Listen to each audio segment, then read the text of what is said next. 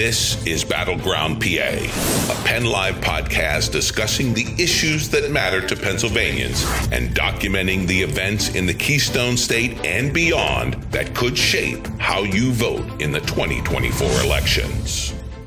Greetings, everyone. This is Joyce Davis, PennLive's Outreach and Opinion Editor, and this is Battleground PA. We are here to hold forth on some of the most important breaking news that I can think of going on in the world, and of course also at home in Pennsylvania. And to join us in offering some of our commentary is Pennsylvania Capital Star reporter John Cole. Welcome, John. Thanks for having me back. Okay, and of course, Jeffrey Lord, who is always going to tell us what the Republicans think. Right, Jeffrey? He's here with us today. Make sure you unmute, Jeffrey, so we can make sure everybody hears your wise and pithy comments. But at any rate, let's get started. The main thing we have to talk about at the beginning of this is this breaking news. And I know you guys have been watching, as we all have, with heavy hearts, the ongoing just catastrophe in the Middle East between Israel and the Palestinians and Hamas. And now we're hearing that at least 3 countries have basically declared that they are going to recognize a Palestinian state. That's got people a little bit upset in Israel, to say the least. Spain, Ireland, and I think, is it Norway? There are 3 countries that have basically said they're going to take this move. Jeffrey, what are your thoughts on this? I mean, let me just say this. It's incredible because it's so unusual that international things are having such an impact locally and on our elections, because usually we're saying it's all local stuff, but now the international is holding forth. So Jeffrey, let me hear your thoughts right off the bat. Well, I think in terms of our election, foreign policy has 2 ways of affecting American elections. One is not at all, and 2 is it's all in. And in our lifetime, we are old enough certainly to remember the Vietnam War. And I always think that's a particularly interesting example because in 1964, President Lyndon Johnson was elected in a landslide over Republican Barry Goldwater. And 4 years later, he was so opposed within his own Democratic Party. He was challenged by Eugene McCarthy, previously unknown, really, senator from Minnesota, who got something like 43% of the vote in New Hampshire, when all these young kids who were, quote unquote, clean for Gene swept into New Hampshire and almost upset LBJ. He eked out a victory by a couple points. But the very fact that that would happen at all was a big deal. Within a week, then Senator Robert Kennedy, father of the current Robert Kennedy, was in the race. And within a couple weeks after that, LBJ went on television to give a speech on Vietnam and ended it by saying in that inimitable Texas drawl, "I will no longer seek the nomination of my party." Yeah. Well, yeah, that's clearly Vietnam was a big. So it was a big deal, all because of Vietnam. So my point, but also Vietnam is a little bit different from here because American troops. I mean, our sons were going over there, right, to fight, and people didn't want to have to go through that. This time, it's not American troops. But John, let me pull you into this. There still seems to be some resonance with this in local politics or in Pennsylvania, even. Go ahead, John. Let me hear your thoughts. Correct. So we had the primary election a month ago.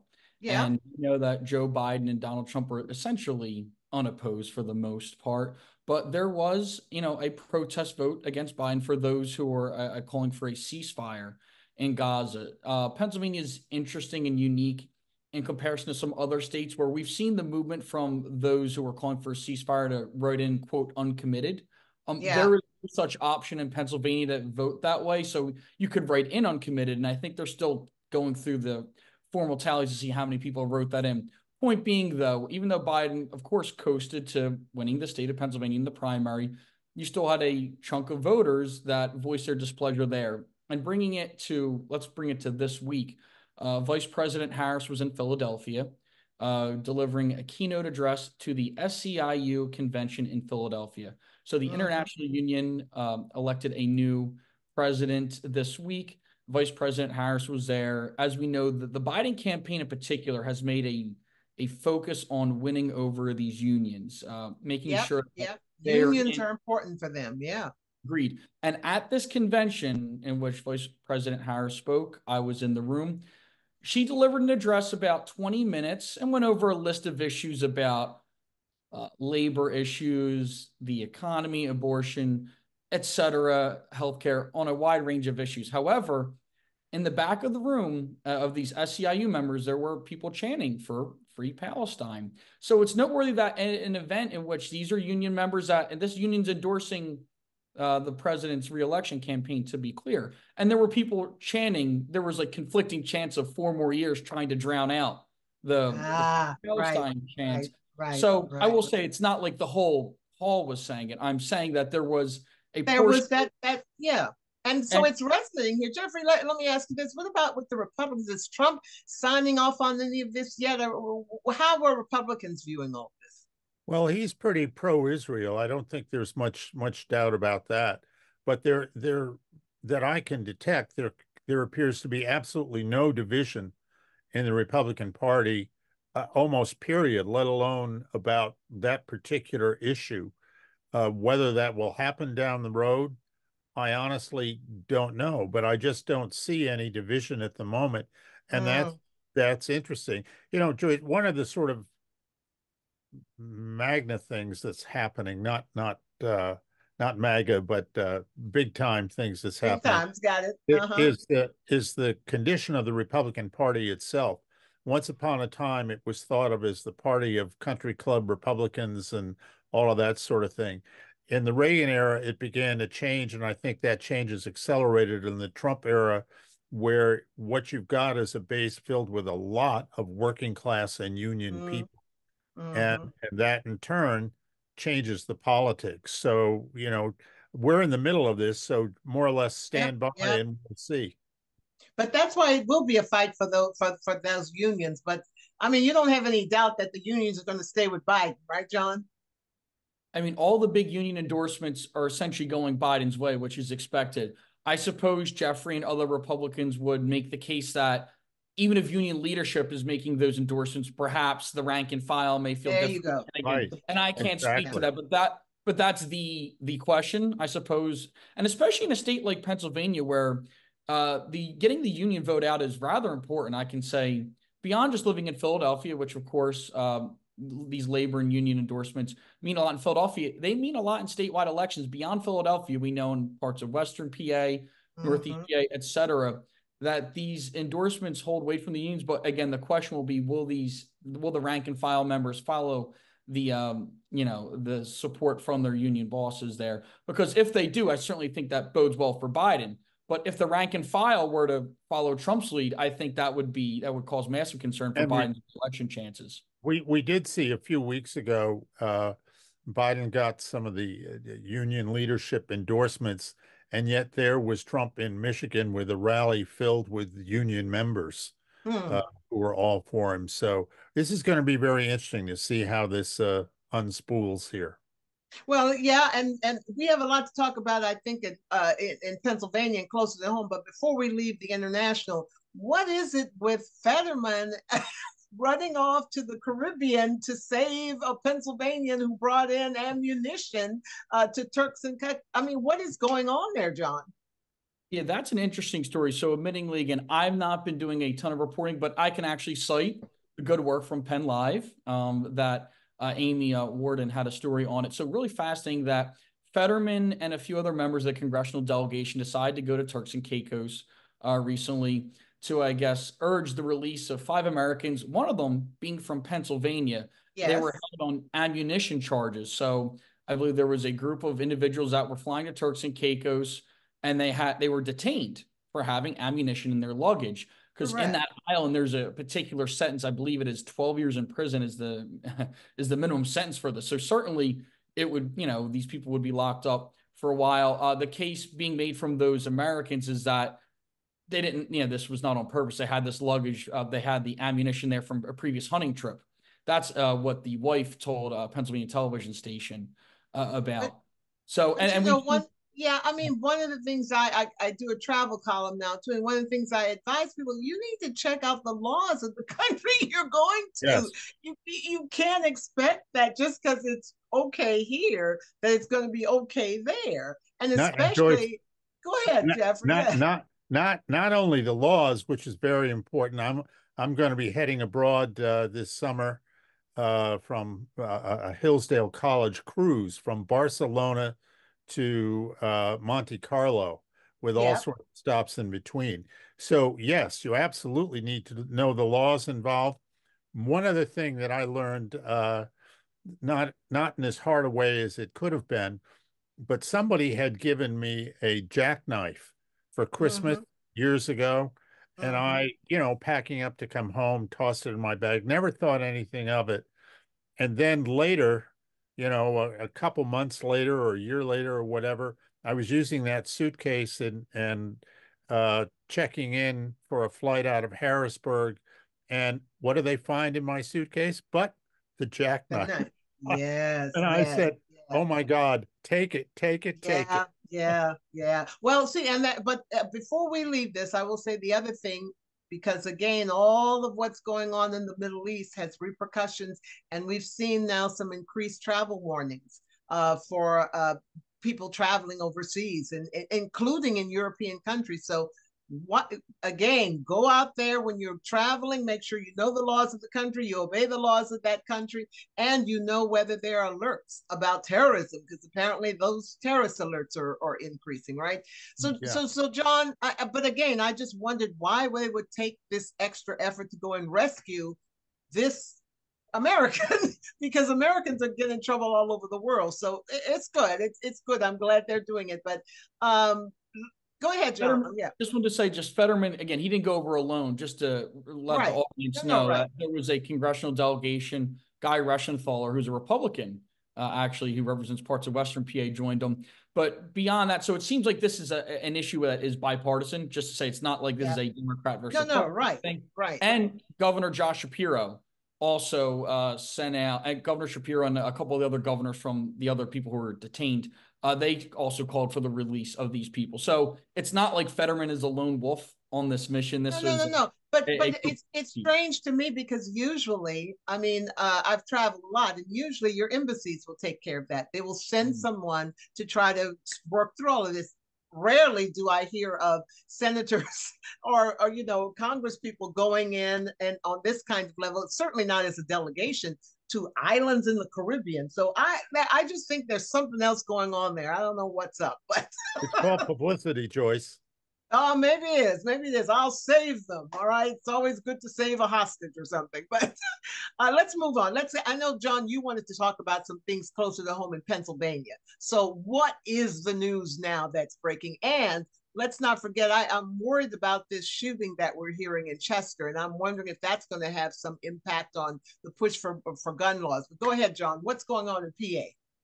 Sure. So again, as we know, there's always a ton going on here, but I would say the Yeah. big story, at least this week, was again the vice president being in town. So I want to touch on a few things about this particular convention. So again, union backing Biden's candidacy. We know that the vice president met with, not only was she in Philadelphia just for this address, and again, most people, it was mostly well received, but there were the protesters that were present.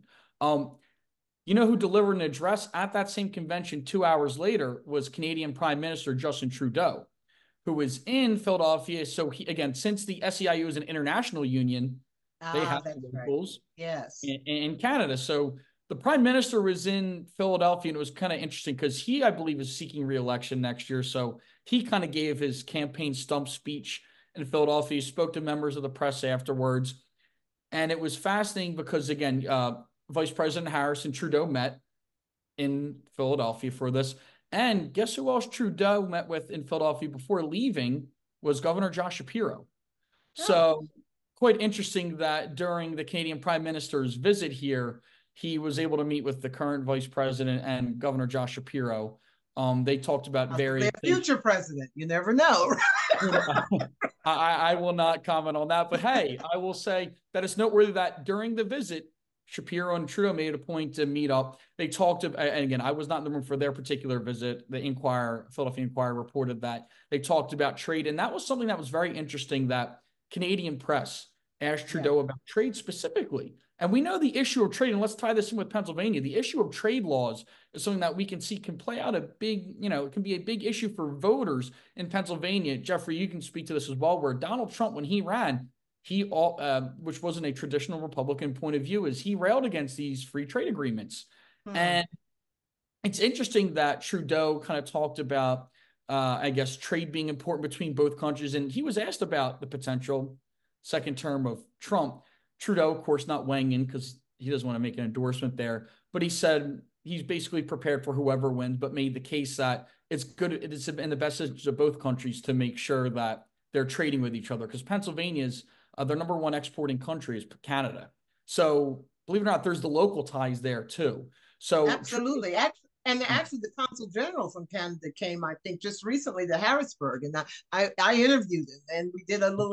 They're very concerned about keeping trade ties active. Jeffrey, any comments on that? Well, one of the things that I think is going on here is that foreign leaders, no matter who they are, and no matter who is the current president of the United States, they always keep their eye on the bench, as it were. Oh, yeah. That both American political parties have. And I think it is inarguable in the Democrats' case that Governor Shapiro, Vice President Harris, and Lord knows how many others are on that Democratic bench for the post-Biden era. And doubtless the same is true with Republicans. There's Donald Trump, but there's all kinds of people beyond Donald Trump in the future. So if you're a smart foreign leader, you want to make sure that if you find out that the president of the United States is somebody that you met 2 years ago, you can pick up the phone and say, Mr. or Madam President, let's get together, that kind of thing. Yeah, one day there will be a Madam President, Jeffrey. You're absolutely right. John, what else is going on in Pennsylvania that we need to know about? So again, I know polling is a snapshot in time, but just want to mention two things on polling recently. Yep. Trump has made up ground in 3 different polls we've seen released this month, from Muhlenberg, AARP, and the Philadelphia Inquirer, New York Times, Siena College. But 3 different organizations were involved with that poll. All 3 polls had Trump with a narrow lead in Pennsylvania. Again, we will see how it develops. But at the same time, even though Trump was leading, Bob Casey was ahead of Dave McCormick. So it goes to show you that, it's early enough in the race. There is this wiggle room there that, just because someone might vote for Trump doesn't necessarily mean they're voting Republican down ballot, and vice versa for Democrats. There may be some Democrats who like Joe Biden, but in Pennsylvania, they might say, you know what, I might feel differently about some of these down ballot races. So interesting to see that develop, that we're seeing the polling that is very close. To be very clear, it's very close, and we're months away. But we're months away, and anything could happen. But I'll tell you, it is a little baffling to me that with all of the legal issues that the former president is facing, we're still seeing him anywhere near. I mean, you would think that the average person would say, whether I agree with it or not, I don't need all of that drama in the presidency. But Jeffrey, I know you'll argue that that's just bringing people to his side, right? Yeah. I think it's amazing. I mean, the fact of the matter is we have never seen anything close to this in American politics. And, he is a Class A showman. And one of the things that I think is amusing in all of this is, so there he sits in trial in New York City. And what does he do? He comes out and speaks behind these bicycle racks, addressing his views of the moment, and people are just glued to it. Well, what did he say now? And that kind of thing. And then when he does get out and goes to Wildwood, New Jersey, there's 80 to 100,000 people there. I mean, I just really think that he has struck on something that has touched a nerve with the American people. They feel that the political establishment is out to get, and legal establishment is out to get him, and by extension, average Americans like themselves, and they don't like it. So this is how they respond. And Well, as some don't like it. Let's just be clear. There's a whole lot of people that have their stomachs churned in all of this. Let's be clear. It's not all Americans. Go ahead, John. Two notes to follow up on Jeffrey's point. Number one, so I actually was in attendance and covered Trump's rally in Wildwood. Yeah. And wow. you would think, so to those who maybe are not in the southeastern region of the state, you would think, so why Wildwood?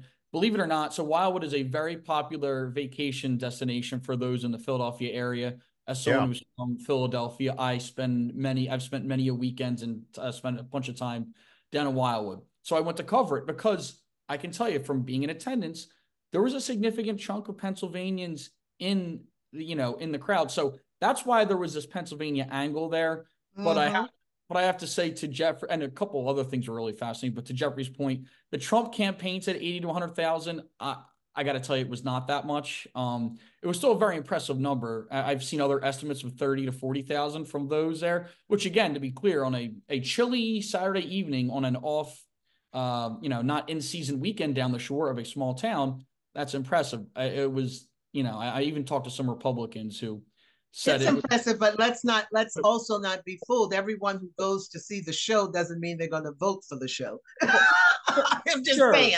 But yeah, but I think, yes. Yeah. But another thing that was really interesting that I'm curious, we'll see. So Trump has had 3 appearances in Pennsylvania thus far this year. I was at all 3, and I was at his Wildwood one. I can tell you one thing that was very, very interesting. I know he goes off message sometimes, and he goes off the prompter and goes on. Sometimes. But here's something here. You can fact check me if you like on that, Joyce and Jeffrey, if need be. But really interesting that at all of his Pennsylvania events, he never once advocated for vote by mail. At this Wildwood rally, he made a specific plea. Him and speakers ahead of him, Congressman Jeff Van Drew and some others, I guess the new rallying cry they're saying is, quote, too big to rig in their minds. So it was fascinating that in previous visits in Pennsylvania, Trump has never once been on stage, at least in 2024. He never was telling people, you got to vote by mail. Basically, in Wildwood, New Jersey, just a few weeks ago, he said, vote by mail, vote early. Basically, he was calling it election season, and said if he wins, he would change the rules to basically disallow that and go to, he says he wants, I think, single day voting.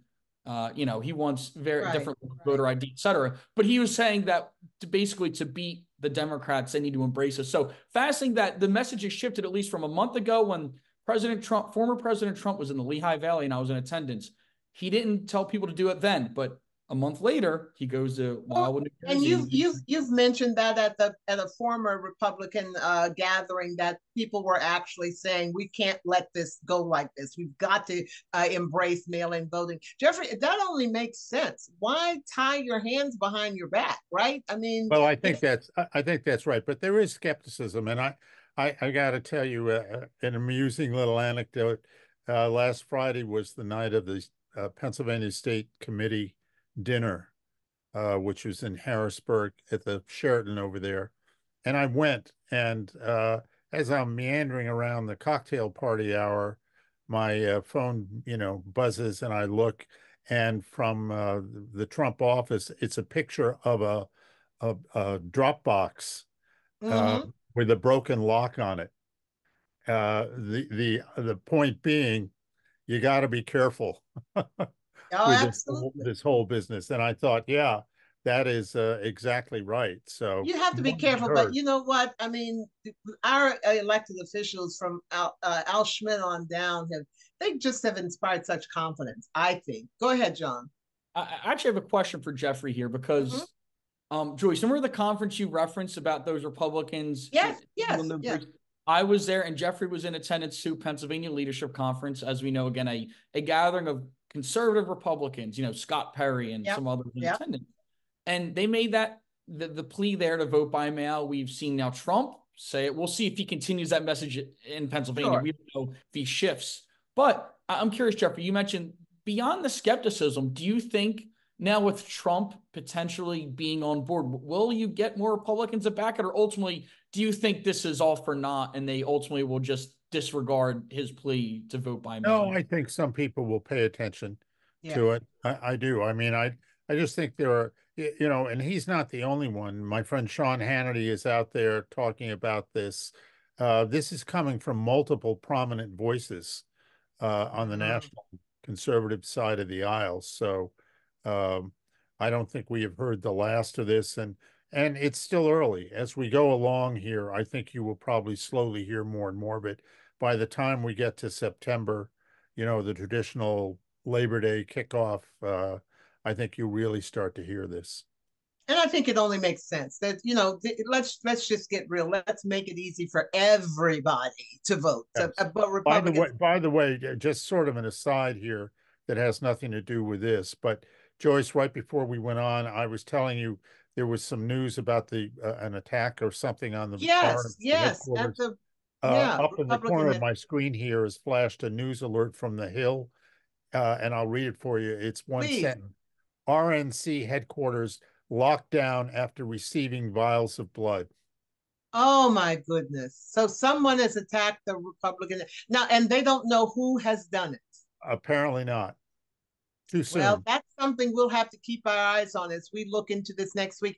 My concern is that, I mean, it could be anything. It could be having to do with the Middle East. I mean, but That's right. why would that be directed toward the Republican National Convention unless it's pro Hamas people? I mean, And I who got to knows? tell you, Joyce, just having lived in Washington, and as a matter of fact, just a couple blocks from there, you would really have to know what the heck you're doing to even find the Republican National Committee in Washington, D.C. Yeah, I mean, yeah. a couple blocks away is the Democratic National Committee.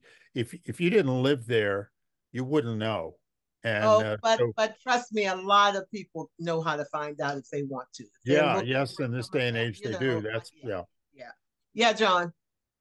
I was just going to say, well, after you're finished with this conversation, I just want to talk about the Senate race once more because I know we're Okay, talking. yeah, we'll keep our eyes on what's going on with that because that's likely to develop next week. So that's what's going on with the ongoing, Senate, right? John? Mm-hmm. So this is interesting as the race continues to develop. Dave McCormick last week had an event in Lancaster County in which he said, if I win, I will term limit myself to 2 terms. Yeah, And we've seen this talking point from some Republicans. And actually, I dug a little deeper. So I followed it with McCormick's campaign, and they told me that not only would he limit himself to 2 terms, he said he would vote for legislation to limit himself to 2 terms. So it's fascinating you're seeing that. I suppose it's a way to try to juxtapose himself with Senator Bob Casey, who was seeking a 4th term. But it's interesting. So I dug a little deeper into it, talked to a Democratic strategist, Republican, and even Chris Borick at Muhlenberg College, a political science professor. And I talked to Pat Toomey. So I talked to a number of people, and it's yeah, interesting that. So it's a wedge issue, and I'm curious for Jeffrey because he can speak from the Republicans' perspective. It's a wedge issue that I think it's an issue maybe you can try to win some people over on, but ultimately, from even heck, polling has indicated it. So even Democratic and Republican strategists alike basically say it's a nice wedge issue, and maybe he could very much he could honor it if he wins. But ultimately, the election will come down to bigger issues like the economy, abortion, and immigration. So it's kind of interesting though that it's like that was some recent news with the McCormick campaign. yeah, Jeffrey. What are your thoughts on term limits and all of that? I mean, a lot of people say the voters are your term limits. They don't Right, like you, they right. kick you out. Well, I confess I've gone back and forth on this Yeah, yeah, over the years. I think it does have some sense to it. I mean, when I worked in the United States Senate, there were people who who'd been there more or less an adult lifetime, uh, yeah, and I think that's not so good. When you would see some of these senators who were literally being pushed around in wheelchairs, they were so doddering. yes, And of course, you knew their mental facilities were not so great on top of their physical facilities. Congress has, for all of the existence of the Congress, has been like that. yeah, Uh, if they're going to change it, I think it needs a real public push. And to be perfectly candid, I just don't see that out there. I think, as you've indicated, I think people are more concerned about what's in their wallet, the economy, the price of gas, They're more concerned about the issues rather than immigration. necessarily how long someone Right. stays in office. I mean, If they're doing what they want. if there was some dramatic illustration of this, you know, if we had this hugely important issue and it all came down to a senator who didn't know where he was and what he was doing, yeah, I can see that that might be an issue. But look, let's be candid here. We have a president of the United States who is frequently accused of some of these things, but he's term limited. Exactly. It doesn't have the impact that it might have otherwise. Yes, and some people wish that weren't the case for Obama to come back. But oh well, we will leave it at that. I thank you, John Cole, for being with us once again. You always bring in that strong Pennsylvania perspective. We appreciate it very much. And Jeffrey, thank you again. We will see you all again here next week on Battleground PA. There's sure to be something for us to talk about. See you later, guys. Bye-bye. Bye-bye.